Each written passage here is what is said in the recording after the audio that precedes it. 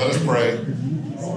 O God, for our redemption, who gave your only begotten Son to the death of the cross, and by his glorious resurrection delivered us from the power of our enemy, grant us so to die daily to sin, that we may evermore live with him in the joy of his resurrection. Through Jesus Christ, your Son, our Lord, who lives and reigns with you in the Holy Spirit, one God, now and forever. Amen. So let me just begin quick. Although Peter barely needs any introduction, I still feel he deserves an introduction. He's the author of Seven Stone Path and Everyday Journey to Wisdom, which we did a couple of, was it Lent or Advent? A couple. It was in the past that we did that here.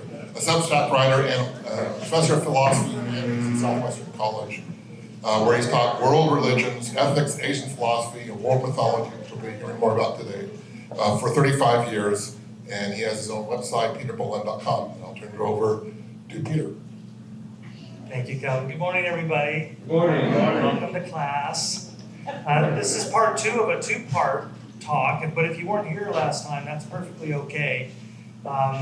Each piece, I hope, is going to work as a standalone thing. But if you were here last time, we began thinking about the overarching connection between 2 really prominent archetypes in world mythology, sometimes called the miraculous birth archetype and then the dying God archetype. And I had a conversation with a Christian minister a few years ago, and he had an interesting question that he brings to his community, and that is, are you more interested in the pre-resurrection Jesus or the post-resurrection Jesus? And the way he was kind of framing that, it was his view that most evangelical and mainstream Christianity, or the loudest forms of Christianity, tend to focus on the post-resurrection Jesus. The idea that Jesus died for my sins, and because of his death, I get to go to the good place after I'm dead, something Father Richard Rohr kind of laments, that in his view, Christianity got it wrong a couple of hundred years ago and made it all about personal salvation. And instead, my friend was thinking about, what about the pre-resurrection Jesus, the one who feeds and heals and doesn't judge and doesn't condemn and doesn't really frame it all as a personal process of rescue, but rather as a, again, back to Richard Rohr, as a universal incarnation. If you read Father Richard Rohr's newsletter, you saw the one this morning, it is right on that point about the universal incarnation. It isn't just that moment of the birth of the God-child Jesus, but Richard Rohr frames it as the creation itself was the first incarnation, kind of a panentheistic view that God is the name of the ground of being from which all forms rise. And if you understand God that way, the incarnation is ongoing, and the Jesus moment shrinks back a little bit in unique stature. Now that's troubling talk. I can't believe Father Richard Rohr hasn't been excommunicated yet. There he is doing his I think they leave the Franciscans alone a little bit out there in the Southwest desert. And he's brought so many people into interest in Catholicism, brings a lot of ex-Catholics back into the fold. So I guess the good outweighs the bad maybe in their minds. But anyway, I'm kind of moving far afield, but I'm thinking about all of that in relation to the work we did last time. We divided up these 2 sessions into the birth motif and then the dying God motif. So last time in part 1, we focused on the birth. And if, as Carl Jung and Joseph Campbell claim, all mythology is best read metaphorically, that is to say symbolically, then what is the deeper symbolic meaning of the miraculous birth motif? You could take it literally, as traditional Christians have for millennia, that Jesus literally is a unique being in all world history, God. What in Sanskrit and Hindu traditions we call avatar, because in Hinduism there's hundreds of these beings, right? Vishnu sends forth quite a few God beings. But in Christianity we have this unique being, Jesus. But again, if you frame it as Jung and Campbell and many folks do, then you start to see that story through a metaphorical lens. Maybe something bigger even is being said. And if myths are for something, that is conveying the ineffable in ways that excite and open the imagination and make available ultimate truths that cannot be expressed in words or concepts, if that's what myths do, then what is the virgin birth story of Jesus really all about? That's a question we were dancing with last time, and we can kind of start there again just for a moment because it sets up today's work so perfectly. What interpretive possibilities arise as we examine the archetype of miraculous birth of Jesus and of countless other mythic examples around the world? So throughout world mythology, we find this motif, the coming of the divine, eternal, transcendent presence into the dusty, temporal, everyday world. The eternal becoming temporal, the formless taking form. That seems to be one core element of these stories. And the divine child then, in that kind of Richard Rohr angle, the divine child representing the divinity within all things. The formless taking form, the eternal entering temporality. And this is a nice feature, right? In the form of an infant, who doesn't love babies? You just want to pick them up and protect them and hold them and sing with them and be with them and revere them. And so, wow, that's a pretty great communication tool for God to become a baby, especially in a forgotten place like a manger. It pulls you in, and that is the power of story. And again, as I already foreshadowed at the top, Father Richard Rohr argues that his church, the church, got it wrong when it emphasized, among other things, the unique divinity of Christ. That instead, he would say that the metaphor is better understood as divinity being universally present throughout the world of forms. When we told some friends that we were beginning to go to an Episcopalian church, her first question was, do they teach about hell? She needed to know.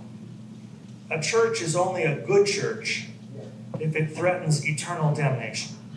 And I keep asking Penny, and she just won't. She just says, we're just a community that prays together. I'm like, I need answers. But of course, I'm perfectly okay with that.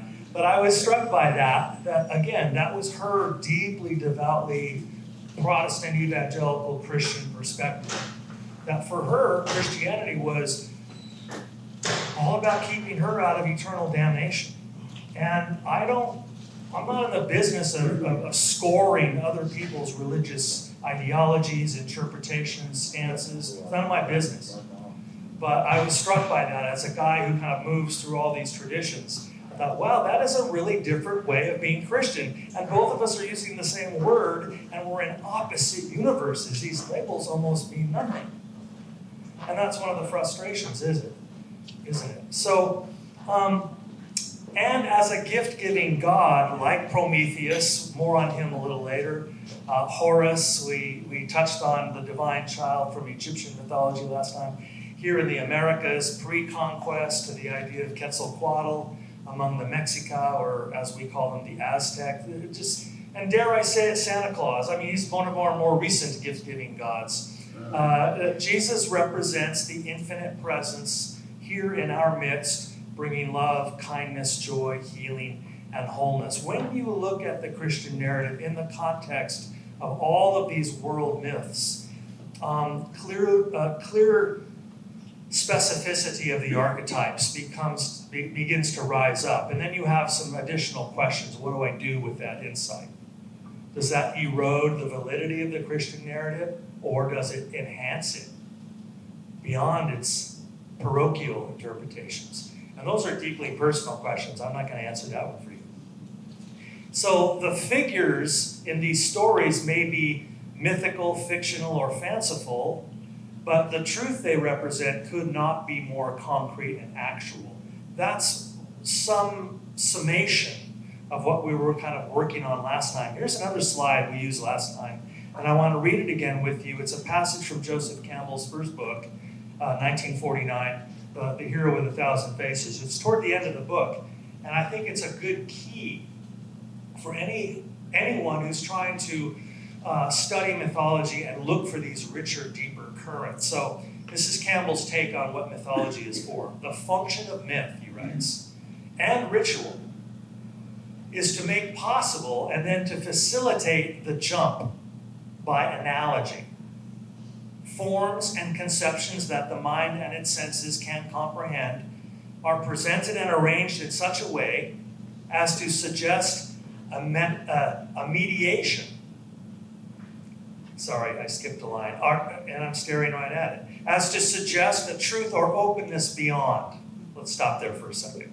So, mythology or religious narratives are not the end position, are not the final stance, according to Campbell. They are the second to the last, the penultimate. And they are to get, their purpose is to get us ready. And by tapping into our imagination, telling us these amazing, wondrous, fantastical, imaginative, compelling, dramatically, emotionally powerful stories. And then in that state of imaginative aliveness, now we're ready to take the leap. The conditions for mediation having been provided, the individual is left alone. Myth is but the penultimate, the ultimate is openness. That void or being beyond the categories into which the mind must plunge alone and be dissolved. The author of the great Christian classic of mysticism, The Cloud of Unknowing, the anonymous author, 14th century, 13th century, says that when you feel yourself as a mystical Christian being pulled toward God, the first thing you have to do is enter the cloud of forgetting. And I think maybe we could say it this way: if you want to know God, you have to forget everything you know about God. All of your concepts, sorry? Amen, brother. I got an amen. So all of our concepts are just cluttering up and hindering the direct experience. And then when we enter the cloud of forgetting, the cloud of unknowing says, then we're ready to be drawn by the longing dart of love that pierces the cloud of unknowing. And when you enter the cloud of unknowing, and no, I can't explain to you what the cloud of unknowing is, but it will be on the quiz later. 200 words on the cloud of unknowing. No, obviously, what a delightfully mysterious, vague as hell name. And so, that's twice I've talked about hell today. So, this curious, mysterious way that, in that case, the author of that work explicitly indicates when you take the leap, you go to a place that is beyond concepts. That wisdom of that sort is concept-free. One cannot have knowledge there in the normal way that we use the word knowledge. One can have experience there, but you can't bring it back. It's in all the fairy tales. You know, you get this. You get the sacred key in the middle of the forest, and as you leave the forest, it melts and dissolves. You don't get to take it with you. It just becomes part of you. So this claim that Campbell is making might be helpful for us as we think about where we're going this morning to the dying God side of the story. So we talked last time about the supreme being archetype. It's a third archetype I'd like to squeeze in here. We mentioned it last time too. Everywhere you go in the world, in every religion and mythology, is this same idea that there is a hidden reality, hidden from us by the foreground, the perceptual, conceptual foreground. And the deeper reality is superior to, and in fact the source of, the surface reality. And that idea of the supreme being archetype is, again, why we call it an archetype. It's universal. And so that in some cultures they personify it, they call it God, and all the names of God. They call it Brahman in the Vedanta Hindu tradition, which is not a personified deity. It's just the ground of being, sacred, formless, ever-present. tradition like Taoism calls it the Tao. It's not personified at all. Polytheistic systems create thousands of gods and goddesses to personify that supreme being archetype. But ultimately, if it is the ground of being, then it is present in every transitory form. And when the divine child then, in so many of these stories, and especially the one that we're celebrating this week, of the coming of the Christ child to walk among us, when that story comes along in all of its forms, then we know that we are hearing that supreme being archetype again, breaking through the veil. In the Buddhist tradition, you have the bodhisattva, the illumined being. Buddha was a bodhisattva. Scores of other bodhisattvas in Mahayana Buddhism. Human beings who had metanoia, to use the New Testament Greek. They moved into new mind. They moved into higher consciousness. The Buddhist metaphor is, of course, they woke up, Bud, to awake. And so they are still here in their body. They still got to go to Costco later and do some shopping. And so you live in two worlds. The Bodhisattva vow is to have one foot in nirvana and one foot in the world in order to work for the alleviation of the suffering of all sentient beings. As the Gospel of John tells us, God so loved the world that he gave his only begotten Son in order that we might have everlasting life. So the whole Christian story is built on this idea that we're drowning in a pool and God throws a life preserver called Jesus, and you get to grab it or not, and it pulls you over. At least that's the classic atonement message of Christianity. So the birth of Jesus has a purpose. He came to die in traditional Christianity. That if he had not died on the cross, remember that movie, The Last Temptation of Christ? The Scorsese film, remember how much trouble that caused? Because Jesus is fantasizing, I just wish I had a wife and kids and a minivan and could just die in my sleep in my 80s. And just be a regular dad. Can I just do that? But he doesn't get to be married. He doesn't get to have children. He doesn't get to have a 401k, a minivan, a suburban home. He has to die. That's why the Gospel of Judas, which is not in your New Testament, is so interesting. One of these apocryphal, extra-canonical texts. The Gospel of Judas claims that Judas was not the vilified disciple we all grew up with. Boo, Judas. The only time he gets to shine is in Jesus Christ Superstar, a little bit. But basically, he's the bad guy. But in the Gospel of Judas, Judas is elevated to the greatest of all disciples. He's the only one Jesus could trust to work with him to carry out the execution. Jesus knew he had to die for there to be atonement. And he knew his other 11 disciples weren't up to the job. They liked him too much. But he knew Judas understood the bigger picture that Christ had to die on the cross. And the last gospel, as Jesus is dying on the cross, he says those three words, "It is done." That's a divine being who knew he came here to die. And that's the classic substitutionary atonement doctrine of many Christian communities. That the death of Christ on the cross lifts sin off of us. He's the substitute of a transformation we cannot carry out on our own. So again and again, these stories remind us of the formless that is inherent in all forms. And so the dying God motif brings that right into focus, often paired with the miraculous birth motif, as we were just reflecting.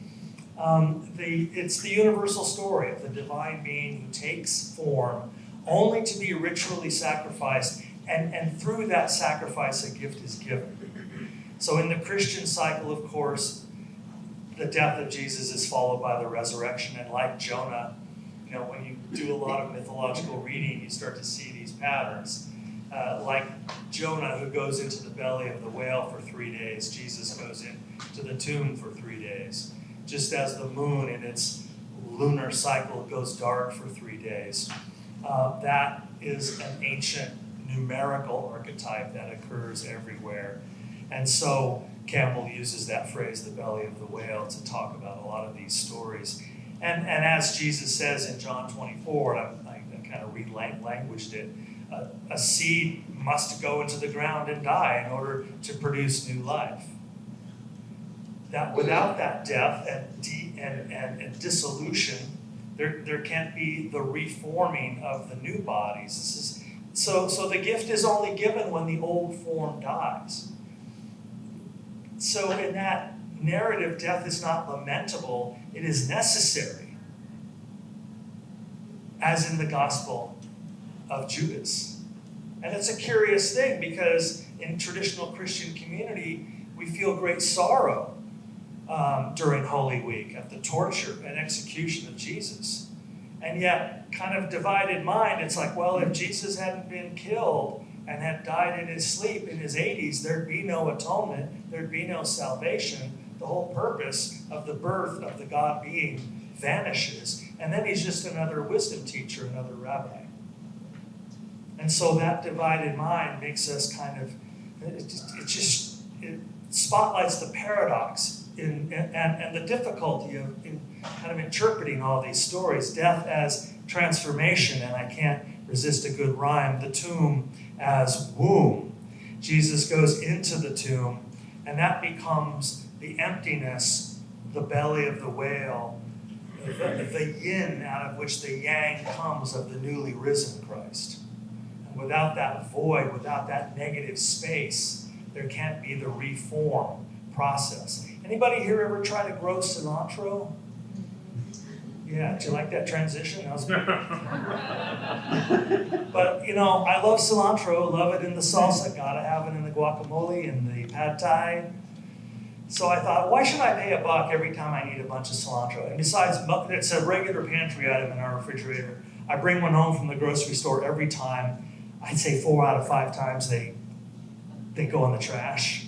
It's like, it's cilantro insurance. You have cilantro, but you don't always use it. So I thought, what the heck?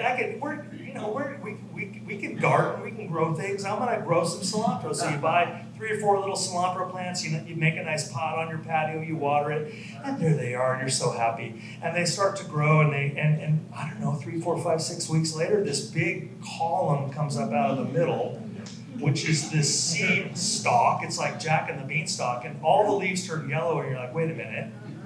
And then that big pod, and with all these seeds, and I realized the whole purpose of a cilantro plant, its life goal is to produce seeds for the next cycle. It doesn't care what I want and need. And then I realized those bunches of cilantro you buy in the store are like 17 plants all wrapped together with a rubber band. Now I don't feel so bad paying $1 every time. And I've given up because you can't grow cilantro, I've come to realize, unless you replant it every 2 weeks in new, you're like a real farmer. But that connected me to why it is that really among agricultural societies comes the myth of the regeneration of God, of the dying and the rebirth. So I'm going to ancient Egypt, which was primarily not a hunter-gatherer society, but an agricultural society on the banks of the Nile, this 7-mile-long valley, about 2 miles wide. And every year the Nile would flood and deposit new topsoil there and create sustainable agriculture.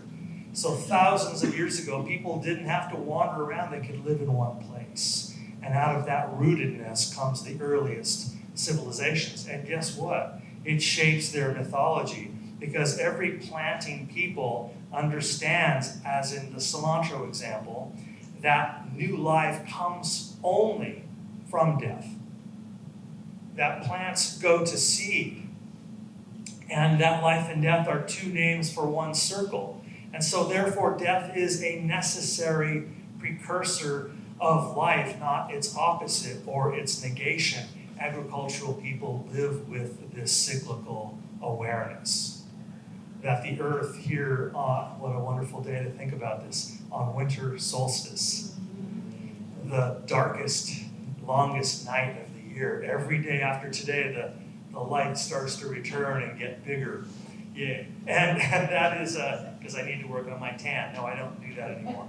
But so out of Egypt, and we're looking at a picture of a mummification process, comes this idea of life after death. Not a common idea in the Levant. The Babylonians, the Assyrians, and the Persians, and even a lot of evidence points to early Hebrew culture. These were not people who believed in life after death. It's not in the Epic of Gilgamesh of the Sumerian or Babylonian people. They just believed that this is it. When you're dead, lights out, no afterlife.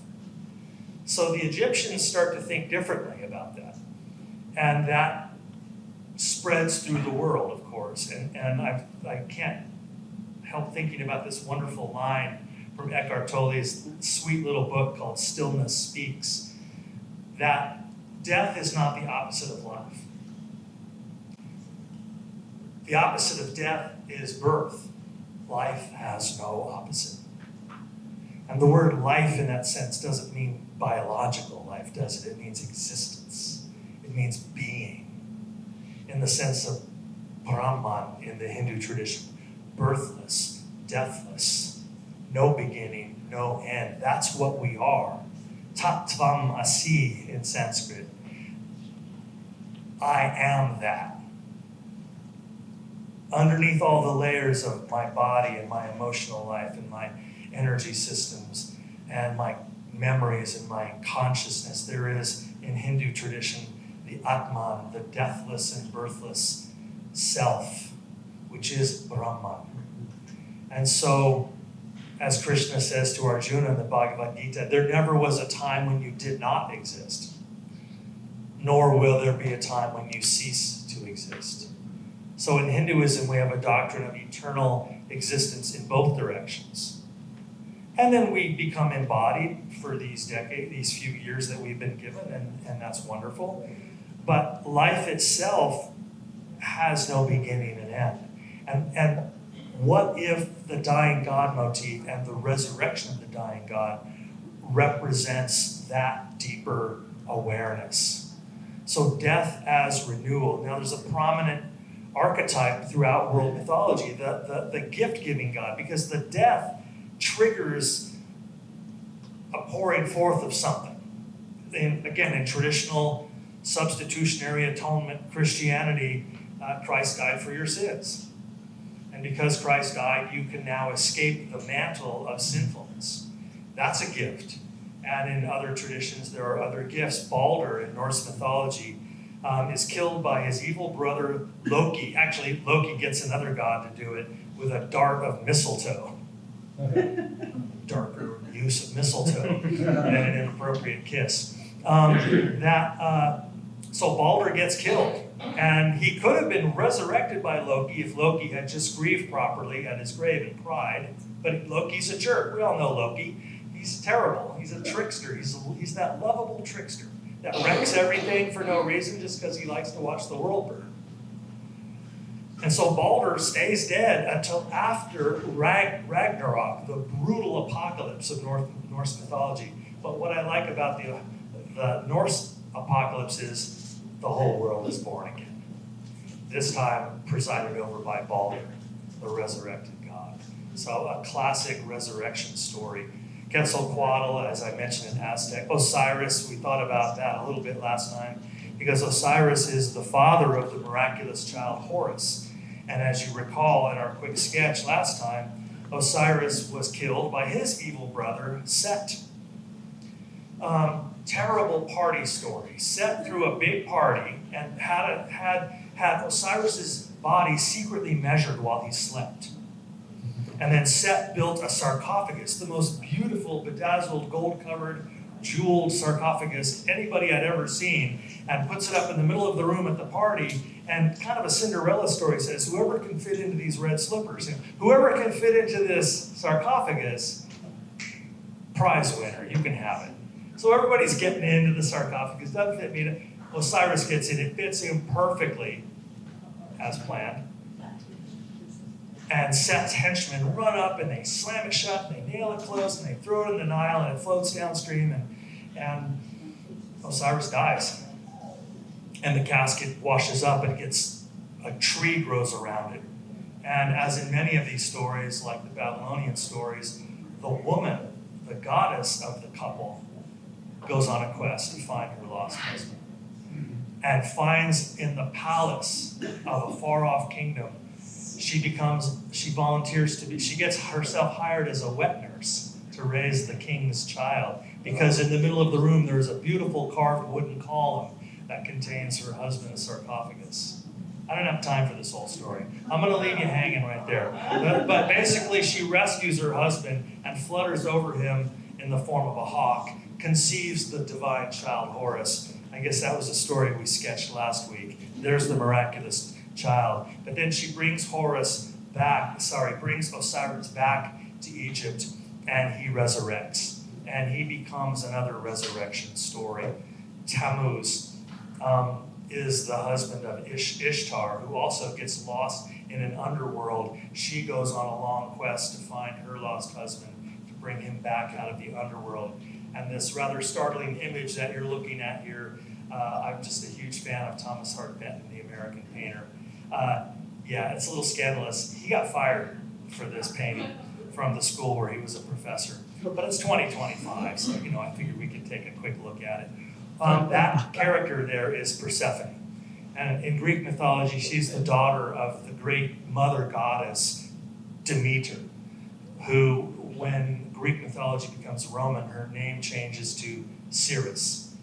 And if you ever had a bowl of cereal, you are worshiping the Roman goddess Ceres, who is the sort of the primal, pre-Greco-Roman mother goddess, sort of the Gaia figure, who is the goddess of the generation of the earth and the ripening of the grain and the coming of the food and all of that stuff. So her daughter Persephone in this story that's her uncle right there.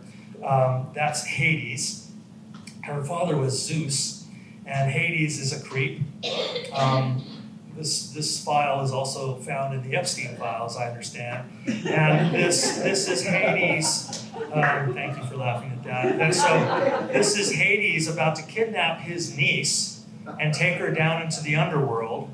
And it's another underworld story. It's another tomb story. It's another lost in the darkness story. And her mother, Demeter, goes on this quest to find Persephone, and of course rescues her eventually and brings her back up into the world. And Persephone comes to represent in Greek mythology the springtime. How the earth itself goes into some, the darkness and slumber and sleep, and so many of the plants pull their energy down into the roots and drop their leaves. So Demeter is a hopeful resurrection goddess who comes out of the worst possible place. Another quick Greek myth, Prometheus. His crime, now he didn't die, so he's not a dying god, but this takes many forms. He's a torture god. He stole fire from Mount Olympus and brought it down and gave it to us. Zeus did not want human beings to have fire. And in fact, Prometheus in Greek mythology is the god that made humanity, which Zeus also wasn't so happy about. Zeus, not our friend. Bad god.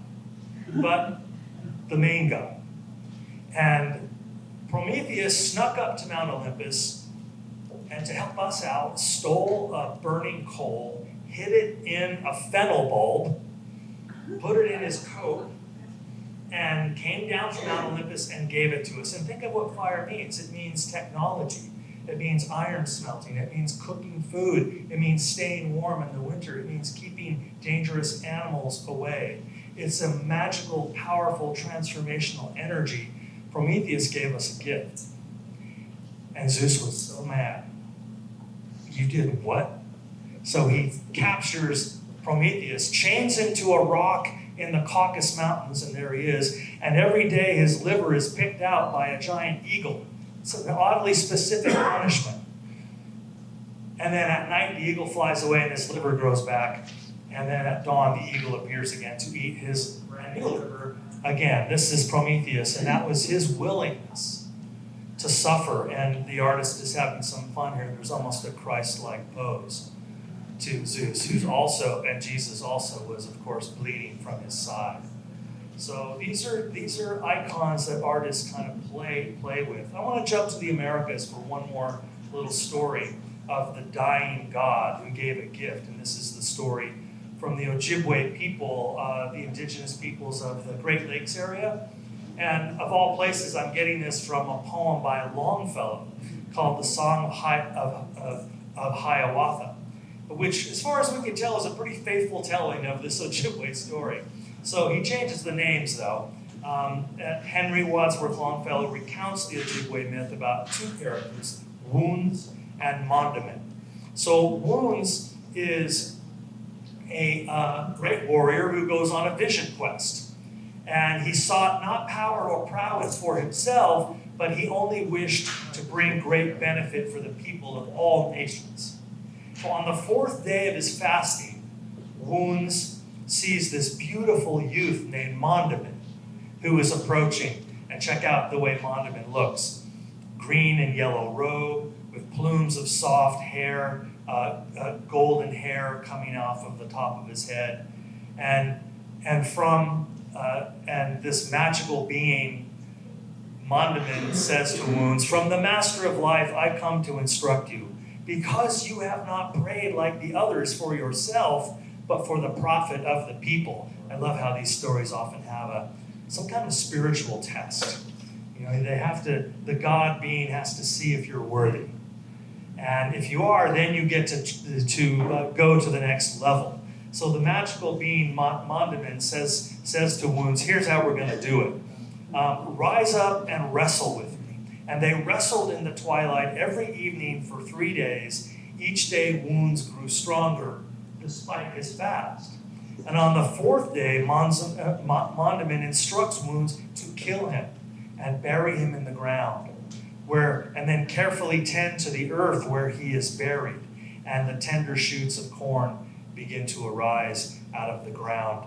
Among the Ojibwe people, this is the origin story of the principal food and also the principal ritual item of the Ojibwe life. Corn pollen, as for many indigenous peoples, is the holy water of Native American faith. And so the shaman has a pouch of corn pollen on his pouch. So if that isn't a dying God story and a gift-giving God story, I don't know what is. And so when you encounter these stories here in the Americas, pre-conquest, it kind of stops you in your tracks. This is the Jesus story. Now what do we do? And that brings up this examination of how do we navigate our own relationships with death. And we have to go to the prophet Mary Oliver here. Many of you know this poem, When Death Comes. I'll read it aloud. It's 2 slides, and then we can maybe break into some discussion and any questions you might have about all these moving pieces. But whenever someone puts a microphone in my hand, I try to squeeze in a poem, just because it sounds good coming out of the ceiling. When death comes, like the hungry bear in autumn, when death comes and takes all the bright coins from his purse to buy me, and snaps the purse shut. When death comes like the measles pox, when death comes like an iceberg between the shoulder blades, I want to step through the door full of curiosity, wondering, what is it going to be like, that cottage of darkness? And therefore, I look upon everything as a brotherhood and a sisterhood. And I look upon time as no more than an idea. And I consider eternity as another possibility. And I think of each life as a flower, as common as the field daisy, and as singular. And each name a comfortable music in the mouth, tending, as all music does, towards silence. And each body a lion of courage and something precious to the earth. When it's over, I want to say, all my life I was a bride married to amazement. I was the bridegroom taking the world into my arms. And when it's over, I don't want to wonder if I have made of my life something particular and real. Excellent baton handoff, thank you. I don't want to find myself sighing and frightened or full of argument. I don't want to end up simply having visited this world. You can't help it. When you think about these dying God stories, to think about your own mortality. And so what a delightful prayer of affirmation around that transition process. So my final slide, I just want to pose some questions and maybe we can talk about, or you can raise whatever it is that you would like to talk about. Beyond or beneath the literal, and this is a wonderful, one of many Rembrandt paintings of Christ on the cross. What are some of the possible metaphorical meanings of this story, of this image? Here again is the God dying on the world tree.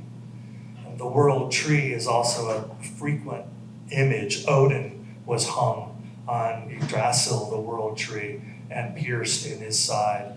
So these are accidents, these images.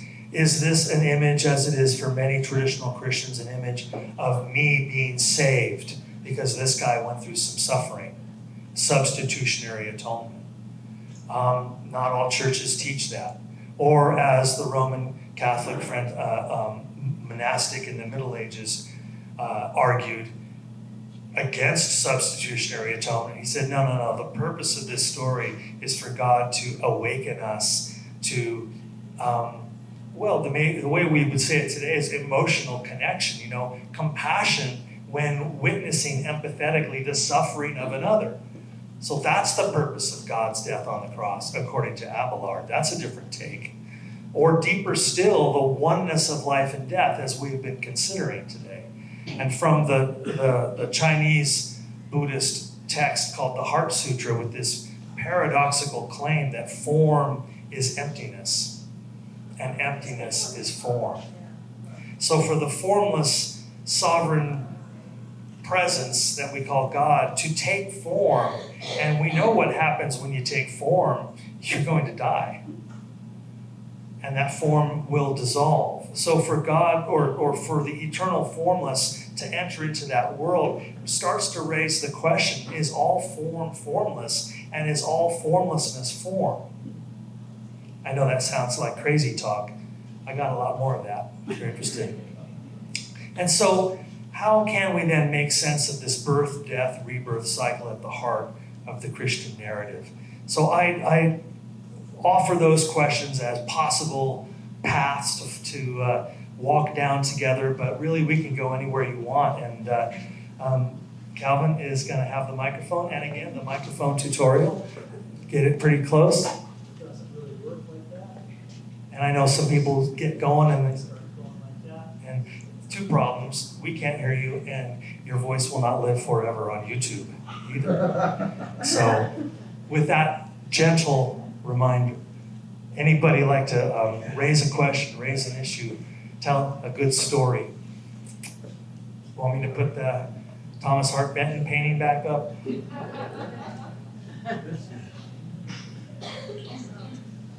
Or like someone has something. You and I are both longtime teachers. You just stare at them long enough, something will, they eventually break. Okay, I won't remember all the names, but the corn story Yeah. with the wrestling, that made me connect with Jacob, which has always been, from the time I was a little kid, that story really, really grabbed me. And so the wrestling part is also, I don't quite know yet what to make of it, but it seems really important. I love that connection. It hadn't occurred to me. Can you remind us briefly, what is Jacob, why is Jacob wrestling with an angel? How did that all go down? Just whatever you would call. He's coming back to his home and going to see his brother whom he cheated for the first time. That's right. In years. And an angel shows up and wrestles with him, and they wrestle all night. And Jacob is wounded. Yes. And always walks with a limp after that. And he gets a new name. His name is no longer Jacob. It is Israel. Israel, which means Yeah, the one who wrestles with God is one of the meanings of it. But yeah, that's a really great story to bring up. I think that's exactly right. The struggle. I mean, a literal struggle in this case, yeah. In order for the new form to arise, the old form must be beaten down and broken. And that helps me reframe some of my own darker moments in my life a little bit, doesn't it? That great saying from Epictetus, the Roman Stoic philosopher, the hardships we endure introduce us to our strengths. That sometimes you have to fight angels, and they can punch. And then something that you don't need anymore falls away, but you will limp the rest of your life to signal the transformation. So beautiful. Yeah, Gary. Yeah, newness of life. That's a phrase we use in the prayer book. It's in the New Testament letters. And newness of life doesn't occur without death of someone or something and things within ourselves. That's it. That's what I keep getting from all of these stories too. One of the great gods of the Hindu Trinity, the third one is Shiva. Brahma is the creator god. Vishnu is the god who preserves all of the forms and sends forth avatars. Vishnu is often depicted as the sleeping god who is floating in the cosmic ocean, eyes closed, and out of his navel grows a lotus upon which a Brahma sits and creates worlds. But the third god is Shiva, often depicted as Nataraja Shiva, or the Lord of the Dance, not those Irish guys, but the Lord of the Dance, because Shiva is in motion. And Shiva represents this exact dynamic that at first glance, Shiva is the god of destruction. Shiva comes to burn. He's surrounded by a ring of fire. He comes to dissolve all forms. But he is just one of the tripartite aspects of the one divine Godhead. And this same dynamic then is affirmed. That through the Hindu lens, Shiva is actually a creator god. Because if the wheat is not ground into flour, and if the flour does not go into the oven to burn, well, hopefully not burn, to bake, you don't get bread. And so again and again, that breaking apart of what is to make possible what will be is affirmed again and again and again. And how difficult it is for us to let go. You know, many of us are of a certain age, and we're at that age where we're just having to let go of our very concept of self, or what we used to be able to do, like run upstairs. I knew I was getting old in my early 60s when I discovered that I could not get out of a chair or get down into a chair without making noises. Like, or, like, why am I vocalizing? Because I'm in my 60s. And at least I can get in and out of chairs. That's a victory. Because what's next on this crazy ride of saying goodbye, goodbye, goodbye, goodbye? So Shiva, scary, but it reminds me of that Arabic folklore. You know, the angel of death is terrifying. But as the angel of death approaches, the visage changes to friendliness and warmth and love. So that's the acceptance of letting go. But that seems to be so much of the spiritual path. And these stories take you right there, whether you want it or not. Any other thoughts? I'll throw something in, Peter, which is, I'm reminded of the theologian Bart Ehrman has a new book coming out, apparently called Love Thy Stranger, where he's arguing that one of the messages, Jesus' real radical teaching was not just love your nearest and dearest, but to love those who are different. And he did love the wrong people all the time. And even now, we are being told, no, you can't love these people. The trans people, immigrants, you know, and the list is going to get longer of the people we can't love. And the message of the cross and resurrection to me is that they will try to kill that love, but that love cannot be killed. Right. Yeah, I read yesterday that Franklin Graham gave a sermon at the Pentagon in front of the Joint Chiefs, and he told them there, you know, God is a God of love, but God also hates. I guess that was a message he felt like Franklin Graham, as the poster of that article point, it's like bad theology 101, but that's how Christianity unfolds for a great many folks. So that is sort of the fulcrum of where we are right now. There's that more progressive Bart Ehrman perspective versus those that want to feature God as a great sorter, a great separator of the wheat from the chaff. And what a different message. Please. I don't live in San Diego. I live Saley Sea adjacent, used to be called Puget Sound. But your image of Prometheus really got me thinking, because the most recent book chapter I wrote was about the plight of the orcas in the Saley Sea, who have 95% of their diet is salmon. And because of the damming of rivers and a variety of other reasons, they're in decline. We have, I think, 82 left. And we call them, and they're all one pod. And you've seen the images of birth of the young whales and then them being carried by their mothers as they died because of lack of nutrition. They're biologically the exact same species as what we know as killer whales, which are migratory. They're not residential, but they're exactly biologically the same species.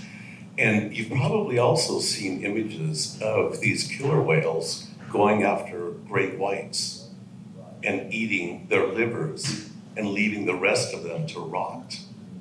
And I thought that's really an interesting metaphor, isn't it? And in the Christian tradition, do we nourish ourselves as the orcas do? Or are we just there for the liver, the salvation, the rescue from hell, which seems to be a different Christian tradition? So this is metaphor, not mythology, right? Because this is really happening, where livers are being harvested for this sustenance of a very barbaric species. I think I made my point. That's beautiful. Wow, I learned some things there about orcas and killer whales. Yeah, that thing about the liver, what a curiously specific way of being tortured, and in this case, killed. Fascinating. Well, as we ran across last time, that Goethe quote, that everything is a metaphor. And it just hits you again and again. You're suddenly reading and writing about an orca pod, and there comes the metaphor again, that really there's nowhere you can look where you can't find that, even in the cilantro on the patio metaphor. Yeah, there's nothing where this isn't. Yeah. So how do you do the Christmas thing? How do you do the Easter thing? Do you think about these kinds of questions around Christmas and Easter like I do? Is this something that comes up, like, especially if you're active in a Christian community like Gloria and I are here at St. Paul's, which is, such a traditional, centuries-old liturgy. We sing the Nicene Creed. It seems like on the surface there is a good old-fashioned substitutionary atonement, that we are wicked and wretched and sinful in need of salvation. But I've never heard a real living Episcopalian talk like that. It's just in our hymns. It's just in our liturgy. And so we walk a curious path here in this beautiful tradition of ours. And I wonder how you navigate all that in your walk, whether in this community or just in life in general. What does Christmas and Easter mean to you now? Give me 2,000 words on that by Monday. I'll take the mic. We have a couple up here too after that. Oh, okay, good. I think the Greek word is sozos, or sozo. Oh, what's that? Salvation, save. To be saved from or saved to. Yeah. But we get substitutionary atonement gets lost in the saved from. Okay. The word also, S-O-Z-O, I believe it's put, means to be made well, to be healed, to be made whole. And I think Episcopalians dwell on that side of it, and rightfully. Yeah, nice. That's helpful. We have a couple up here, Calvin, or back here too. We have a couple up here, Robert, and then, yeah. Well, once again, I can bring up my fundamentalist beginnings, where indeed, when the idea of hell was paramount. If you do this, you're going to hell right away. And I think that the idea of atonement, which got another pronunciation like at-one-ment, often done in various sects of the religion, got kind of, I don't know, sent under the benches of the pew in front of you without, and what you did was celebrated not so much the holiday itself, but the fact that you were smug enough to be part of the group that was saved.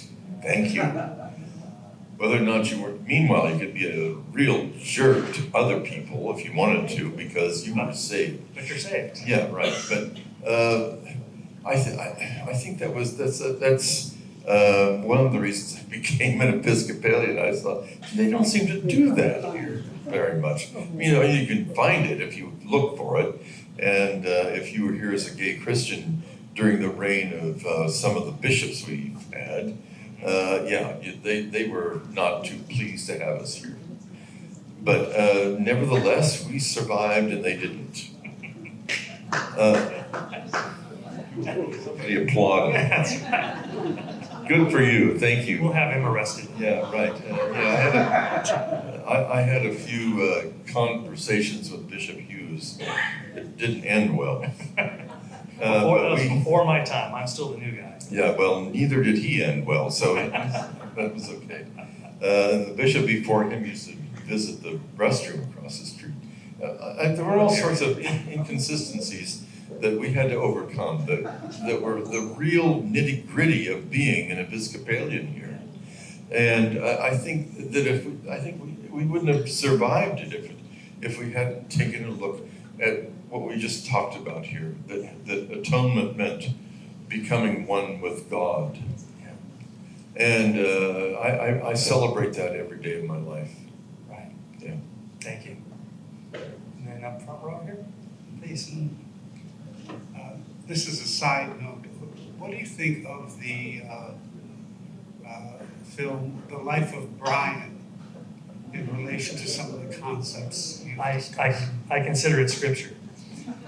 No, I love The Life of Brian. And one funny, do you all know what that is? It's a Monty Python story about a guy named Brian that everybody mistakenly believes is the Messiah. And they run around following him.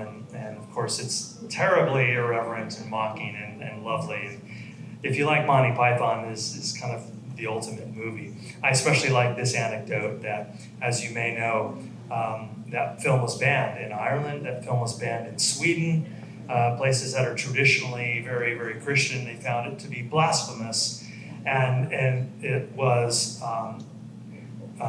sorry, I got that backwards. It was banned in Norway and in Ireland, and of course in Italy.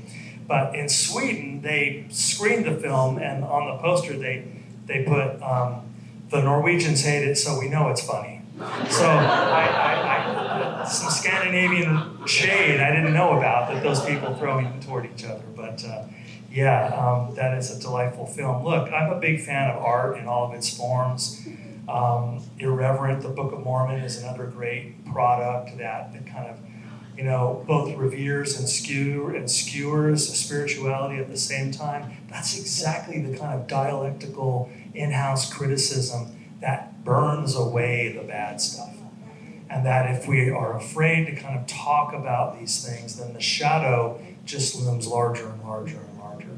And that's a kind of Jungian and Freudian idea. The more you try to repress something, the more violently it's going to pop out over here.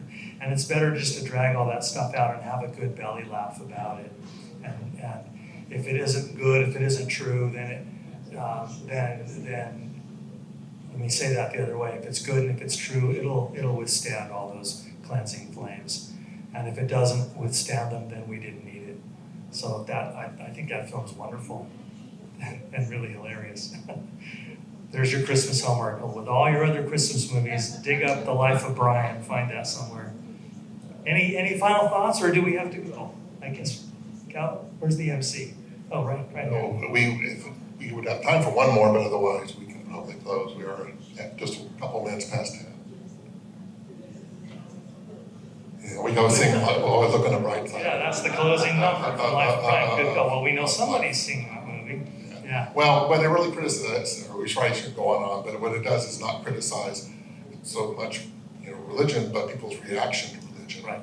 The wonderful scene where Brian's trying to help people to not fall, like, you are all individuals, and they all repeat in unison, we are all individuals. Except for the one person who says, I'm not. Thank you, good British accent. Yeah, so the butt of the joke of that film is not God or Jesus or anything. It's groupthink, and it's how easily people get swept up into, in that case, an utterly, laughably, absurdly meaningless movement. And it's just so funny because not that ever happens in real life. Exactly. Okay, on that blasphemous note. All right, my friends, then I'll say goodbye. Are we going to close out with something? I don't have anything to remember. There's no forum next week. I forget in the beginning. It will be in the announcement. What? Jeff Packer. Read your newsletters. It's a Thursday ritual in our house. They come into our newsletter and we read the newsletter. We recite it liturgically. So, Merry Christmas. Merry Christmas, everybody. See you next year.